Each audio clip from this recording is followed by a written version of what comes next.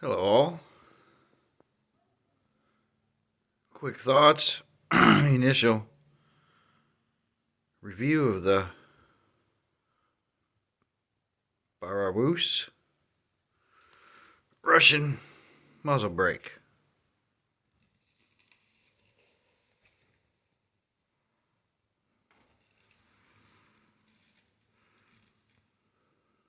Fits nice and tight.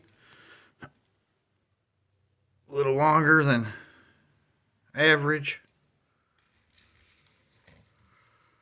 Normal 74 brake probably stops there.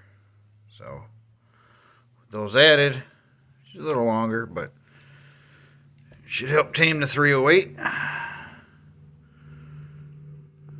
But very nice machining.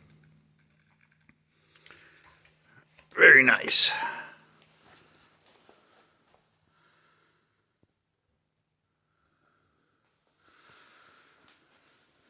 Since DMR, I don't care about the extra length. A little extra weight, but not too much versus the flash hider. And if it's going to put fireballs out, I'd rather have it tame some recoil. Thanks for watching. Short video. Peace out. Remember to stand up for your rights.